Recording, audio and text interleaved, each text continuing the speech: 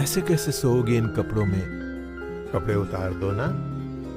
तो दोस्तों, स्टोरी की शुरुआत में दीपक को दिखाया जाता है जो कि अपने बेटे को काफी याद कर रहा था, क्योंकि उसका बेटा दिल्ली गया हुआ था कमाने के लिए। उसे ऐसा लग रहा था कि उसके बेटे को उसके परिवार से बहुत अच्छे संस्कार मिले हैं, लेकिन उसका संस्कार तो हमें दूर दिल्ली में दिखाई दे रहा था, जहाँ वो दूसरे काम में लगा हुआ था। वो किसी की खुदाई करते हुए दिखाया गया है, जहाँ पर वो सुख पा लेता है। वहीं उसके बेटे को नहीं पता था कि उसके पिता उसके बारे में क्या क्या सोच रहे थे। यहाँ तक कि वो अपने दोस्तों को भी यही बता रहा था कि उसका बेटा सूरज दिल्ली में कमाने गया है। अब तीनों ठरकी मिलकर प्लान बनाते हैं कि हम सूरज से मिलने उसके घर पर चलेंगे। सूरज अपने काम में बिजी था। तब उसके पिताजी सूरज को फोन करते हैं और बोलते हैं, बेटा हम परसों तुम्हारे पास पहुंच जाएंगे। ये सुनकर तो सूरज का मूड खराब हो जाता है, क्योंकि उसकी अब रातें रंगीन नहीं हो पाएंगी। दिल्ली में सूरज ने एक लड़की से शादी भी कर ली थी। वो अपनी पत्नी से मंगलसूत्र और मांग से सिंदूर हटाने के लिए बोलता है, क्योंकि उसे डर था कि उसके पिताजी उसे कहीं जायदाद से बेदखल न कर दे। अगले ही पल हम उसके पिताजी को उसके ठरकी दोस्तों के साथ उनके घर पर दिखाया जाता है, जहाँ वो उस लड़की के बारे में पूछते हैं। तब सूरज बोलता है, पिताजी ये तो घर की नौकरानी है। अब उसके ठरकी दोस्त भी बहू के बारे में उल्टा सीधा कमेंट करने लगते हैं, क्योंकि उसने तो उन सबको उसे उनकी बहू नहीं बल्कि नौकरानी बनकर सामने लाया था। अब रात में सब लोग खाना खाते हैं कि तभी मालकिन रेंट लेने आ जाती है। तब सूरज बोलता है, मालकिन मैं तो आपका रेंट शाम को कल आपके घर देने आने वाला था। मालकिन बोलती है, मेरे रेंट के लिए इतना देर और यहाँ पर दावत चल रही है वो। जिसके बाद तीनों ठरकी मालकिन को देखने लगते हैं। शायद उनका प्लान आगे कुछ और बनने वाला था। वहीं घर की नौकरानी मतलब बहू अपने ससुर को दूध देने जाती है। तब उसका ससुर बोलता है, आप यहीं पर सो जाइए ना। जिसके बाद वो उसके पास सोने लगती है। अब रात में ससुर उसके साथ हरकत करने लगते हैं, लेकिन तभी बुड्ढे की आंख खुल जाती है और वो देखता है कि ये सब उसके दोस्तों के साथ चल रहा था। दरअसल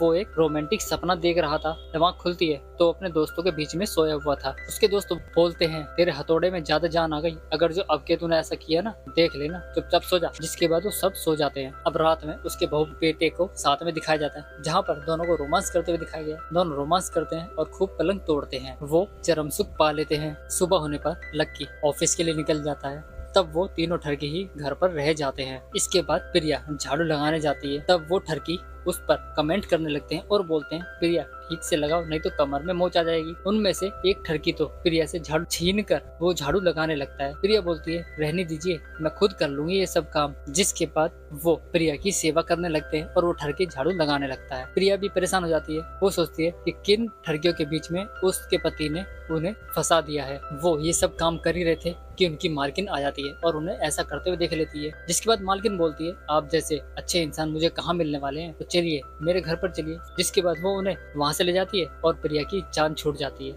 जिसके बाद वो उन तीनों को ले जाती है और घर के सारे कामों में लगा देती है। एक से झाड़ू लगवाती है, एक से कपड़े धुलवाती है, तो एक से घर का पोछा लगाती है। वो समझ चुकी थी कि ये बुड्ढे उसके काफी काम आने वाले हैं। अब मालकिन उनके टेस्ट ड्राइव लेने के बारे में सोच रही थी। जिसके बाद वो तीनों घर चले जाते हैं। प्रिया जल्दबाजी में घर के बाहर जा रही थी कि तभी उसका पैर स्लिप होता है और मनोहर उसे बचा लेता है। मतलब राजा को रानी वाला प्यार का यहाँ सीन दिखाया जाता है। अब रात में वो तीनों प्रिया से बोलते हैं, प्रिया एक बात पूछूं? प्रिया बोलती है, हाँ पूछ। तो पूछता है, अच्छा प्रिया ये बताओ तुम्हें कैसा जीवन साथी चाहिए? तो प्रिया बोलती है, मुझे ऐसा जीवन साथी चाहिए जिसका बहुत बड़ा मतलब उसका बहुत बड़ा दिल होना चाहिए और वो रोज एक्सरसाइज करता हो, अपनी फिटनेस पर ध्यान रखता हो। बस मुझे एकदम फिट लड़का चाहिए। जिसके बाद वो तीनों ठरकी अपने अपने ऊपर मतलब अपने अपने बारे में सोचने लगते हैं कि शायद प्रिया के लिए वो ठीक होंगे, लेकिन वो नहीं जानते थे कि प्रिया उनकी बहू है। सुबह होने पर तीनों ठरकी एक्सरसाइज करने लगते हैं। शायद वो ये सोचने लगे थे कि वो प्रिया को इम्प्रेस कर पाएंगे। वो तीनों ठरकी